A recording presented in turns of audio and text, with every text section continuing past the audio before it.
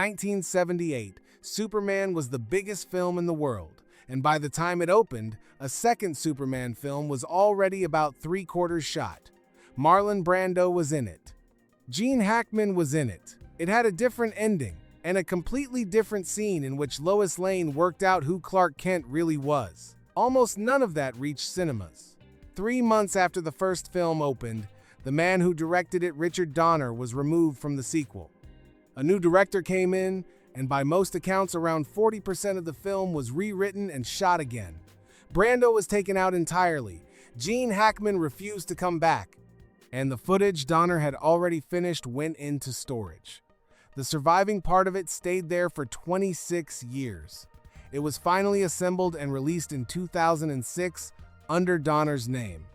By then, roughly 30% of what he had shot could no longer be found at all. This is not a story about a banned film. Nothing here was banned. It is the story of a film that was already made, and then simply not released in what was still on those reels when somebody finally went looking. 2 films, 1 shoot. 2 films, 1 shoot. In March of 1977, cameras rolled at Pinewood Studios in England on what was, in practice, a single enormous production.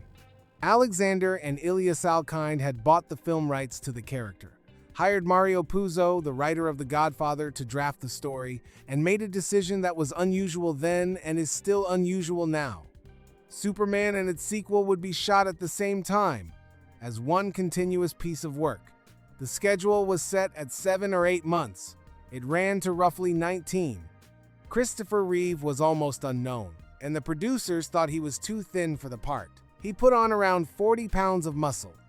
Brando was contracted for 12 days as Jor-El, at a reported $3.7 million plus a percentage of the gross, a deal that would matter enormously later.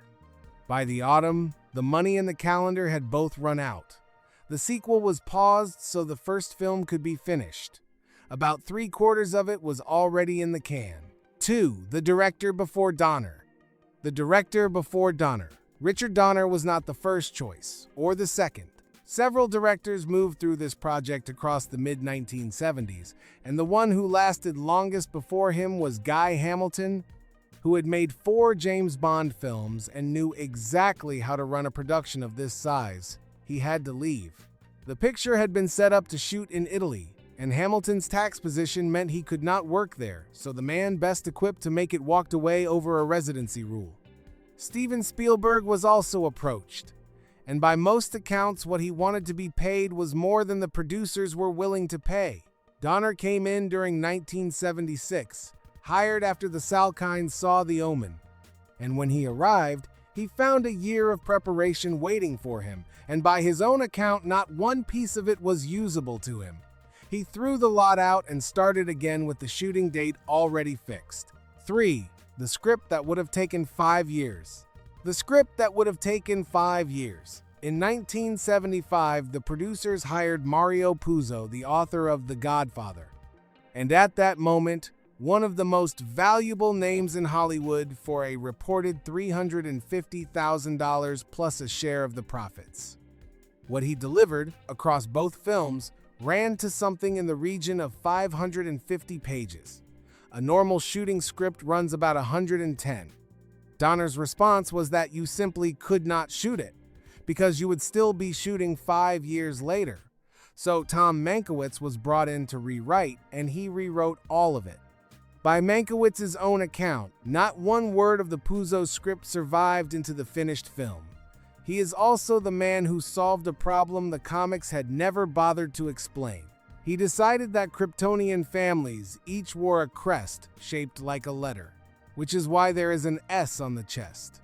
4. The credit he was not allowed to have. The credit he was not allowed to have. The Writers Guild has an arbitration process for deciding who receives a screenwriting credit, and its position was that Mankiewicz had not gone through it. So the credit went to Puzo, to David and Leslie Newman, and to Robert Benton, and the man who had written the script that was actually filmed was not on the card at all. Donner's solution was to invent one. He gave Mankiewicz a credit-reading creative consultant and put it on screen after the writers. The Guild was not pleased, there was a dispute, and Mankiewicz ultimately won it. Look at the opening titles of Superman today, and you are looking at that compromise. 4 screenwriters, and underneath them a job title that had to be improvised because the accurate one was unavailable. This is a missing frame of a different kind. Nothing was cut out. A name was simply put in the wrong place, permanently. 5. 200 unknowns and a dentist. 200 unknowns and a dentist. The search for an actor to play Superman began in 1975 and did not end until a press announcement on the 23rd of February, 1977, 35 days before filming was due to start. In between, the producers went through most of Hollywood. Robert Redford, James Caan, Charles Bronson, Nick Nolte, Jon Voight, Christopher Walken, and Chris Christopherson were all approached or considered. Neil Diamond and Arnold Schwarzenegger both actively wanted it. The Olympic champion Bruce Jenner auditioned. Patrick Wayne was cast, and then withdrew when his father was diagnosed with cancer. More than 200 unknown actors were seen. And at one point, by an account repeated by people who were there, one of the producers screen-tested his wife's dentist. The casting director had put Christopher Reeve forward early on and been told he was too young and too thin. Reeve was 24. He put on around 40 pounds of muscle, training with David Prowse, the man inside the Darth Vader costume. 6. Making a man fly. Making a man fly. The entire film depended on one thing nobody had solved. A man flying, in daylight, in close-up, for minutes at a time. Tests reportedly cost around $2 million before principal photography began, and some of them were close to desperate. One approach amounted to firing a dummy through the air and photographing it. What eventually worked came from a Yugoslav front projection specialist named Zoran Perisic. His system, later called Zoptic, married a front projection screen to a pair of synchronized zoom lenses. Zoom in on Reeve while the projected background behind him appears to pull away, and the eye reads it as movement toward the camera. It is a trick of 2 lenses moving in step. And one of the film's most recognizable visual details came out of an accident during those same flying tests. Donner's account is that they noticed the reflective front projection material lighting up by itself, so they tore it into pieces and glued it onto the costumes. That is why Krypton glitters. 7. The Telegram. The Telegram. Superman opened at Christmas of 1978 and was an enormous hit. It should have been the easiest decision in Hollywood to bring the director back and finish the second half. Instead, relations between Donner and the producers Alexander and Ilya Salkind and Pierre Spengler had broken down completely. During the first shoot, the Salkinds had brought in the director Richard Lester, initially as a co-producer, partly to act as a go-between at a point when Donner and the producers had stopped speaking to each other. What happened next is genuinely disputed, and it is worth stating all 3 versions. Donner's account was that the producers wanted a lighter, broader film, and that the budget arguments were a pretext. Pierre Spengler said Donner was invited back, and refused to return unless Spengler was removed from the picture. Ilya Salkind said Donner also wanted final cut and more control than the producers were willing to give.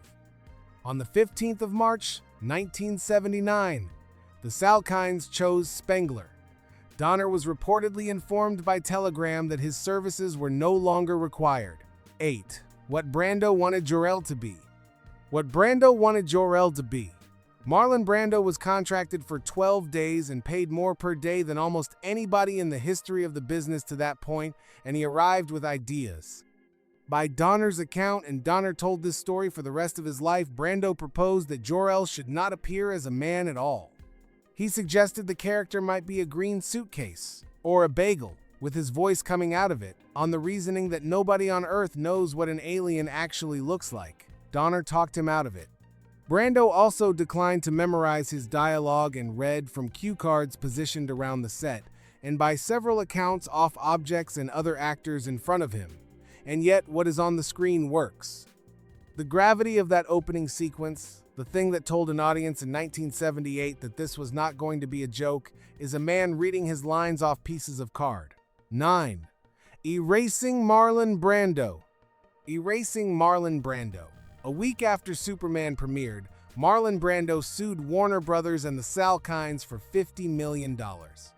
His contract on the first film had entitled him to a share of the profits, and he did not believe he had been paid it.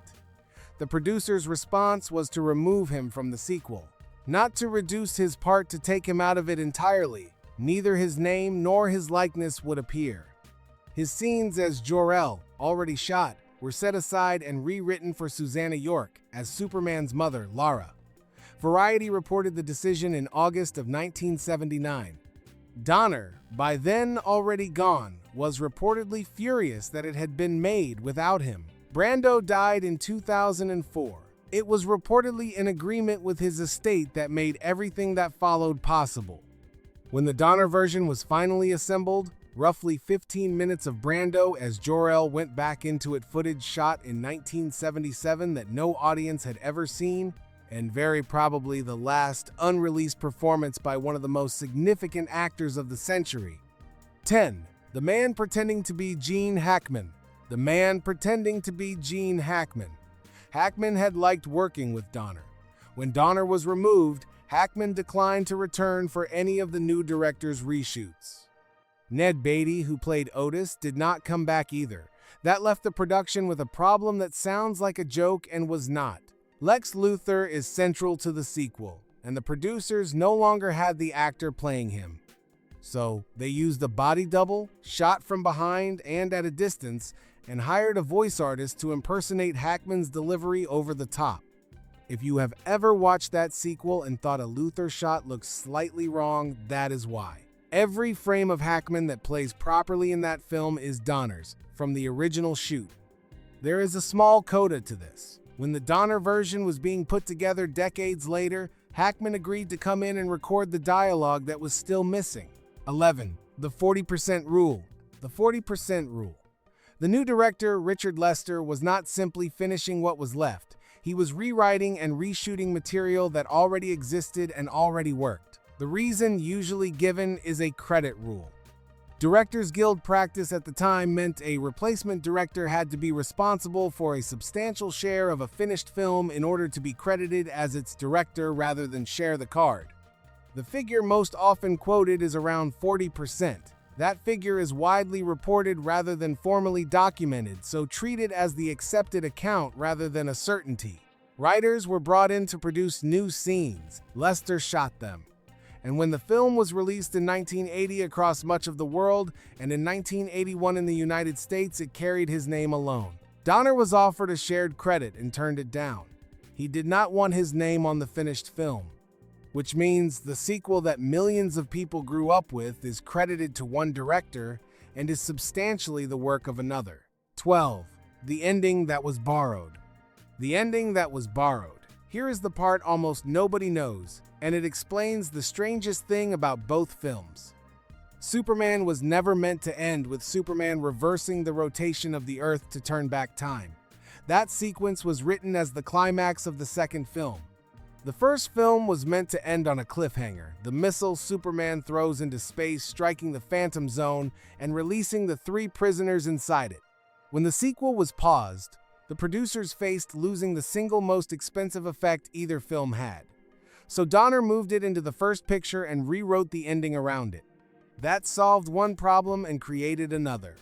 The second film now had no ending, and Donner was removed before he shot a new one.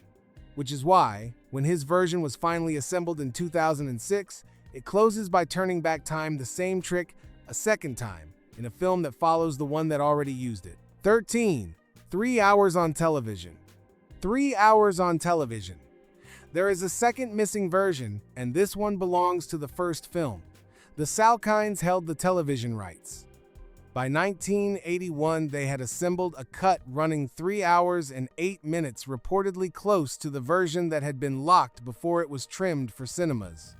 It put back roughly 45 minutes of footage and John Williams music that had been removed. Krypton is longer. Smallville is longer. There are scenes with Lex Luthor that no cinema audience saw. It was prepared without Donner's approval. In February of 1982, ABC broadcast it across 2 consecutive nights.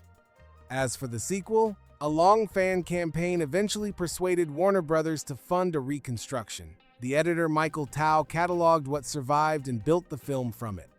Donner, by his own account, kept some distance from the process, and one central scene had no usable take at all: the moment Lois Lane proves Clark Kent is Superman by firing a gun at him. What appears in the finished cut is an early screen test, shot by Reeve and Margot Kidder. The sequel was released, made over $200 million, and is still loved by a great many people. That is worth saying plainly, because this is not a story with a villain in it. The producers had a film to deliver, a lawsuit on their hands, and a director they could not work with. Donner had a version he believed in and no way to finish it. A filmmaker is entitled to revise his own work. A studio is entitled to release the film it paid for. What is not in dispute is the arithmetic. A film that was 3/4 made sat unreleased for 26 years, and by the time anyone went back for it, roughly a third of it was gone. The missing frame is not always destroyed. Sometimes it is simply left where nobody thinks to look. If you would like more of these, subscribe.